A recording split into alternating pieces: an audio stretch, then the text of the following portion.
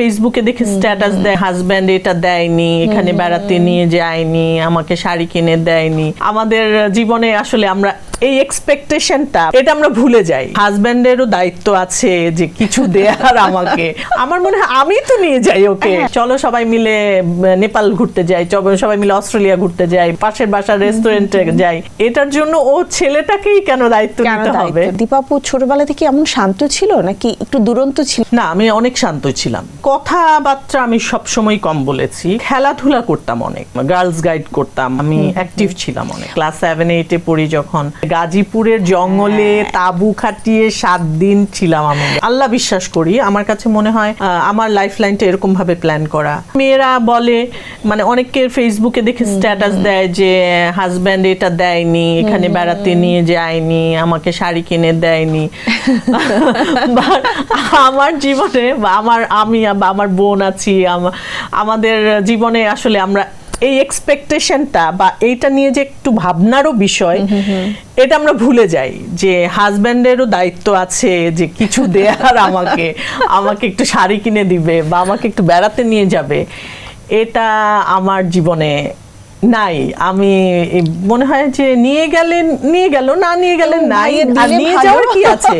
আমার মনে হয় আমি তো নিয়ে যাই ওকে, যে আমি প্ল্যান করি যে চলো সবাই মিলে যাই, চলো সবাই মিলে নেপাল ঘুরতে যাই, সবাই মিলে অস্ট্রেলিয়া ঘুরতে যাই, বা কোথাও পাশের বাসার রেস্টুরেন্টে যাই। মানে এটার জন্য ও ছেলেটাকেই কেন দায়িত্ব নিতে হবে? এটাতে আমি আসলে একদম অভ্যস্ত না।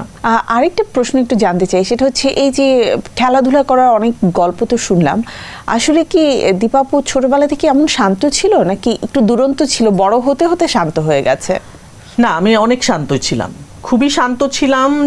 কথাবার্তা আমি সবসময় কম বলেছি, কম বলতাম, কিন্তু খেলাধুলা করতাম অনেক। মানে বডিলি চঞ্চল ছিলাম, যেমন দৌড়াদৌড়ি করতাম অনেক বেশি। স্কুলের ফ্রেন্ডরা সবসময় বলে যে গার্লস গাইড করতাম, মানে অ্যাক্টিভ যাকে বলে, আমি অ্যাক্টিভ ছিলাম অনেক। মানে কথা কম বাট কাজ বেশি।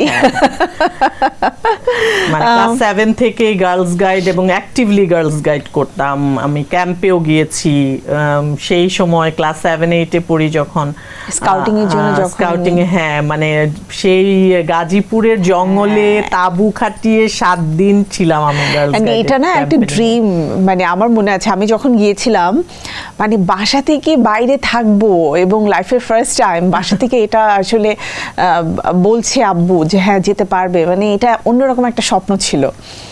তো আমার মনে হয় যে আমাদের মেয়েদের জন্য বাসার বাইরে প্রথম থাকা যদি হয়ে থাকে, যারা আসলে স্কাউটিং করে গার্লস গাইড হিসেবে, তাদের জন্য এটা বোধহয় প্রথম বাইরে থাকা। হ্যাঁ, আমার জন্য ওটা একদমই প্রথম ছিল। শৈশবে কি আবারও ফিরে যাওয়ার ইচ্ছা আছে? না, আমার এরকম মনে হয় না যে ফিরে যাই। আমার কাছে মনে হয় কি, আমি আল্লাহ বিশ্বাস করি, আমার কাছে মনে হয় আমার লাইফ লাইনটা এরকম ভাবে প্ল্যান করা। অনেকে আছে না যে কেন শৈশবে ফিরে যেতে চায়, যে এখন হয়তো ভালো নাই, আমি আগের জীবনটা চাই। আমার কিন্তু এরকম না, আমার কাছে এরকম হয় না। আমার কাছে মনে হয় যে এই যে গ্র্যাজুয়ালি আমার এটার পরে এটা, এটার পরে এটা দরকার ছিল আমার জন্য হয়তো, বা এটাই আমার লাইফ লাইন, এটাই আসলে এটাই আমি, হ্যাঁ, এটাকেই আমি বানিয়েছি এই সব জার্নিটা। রাইট।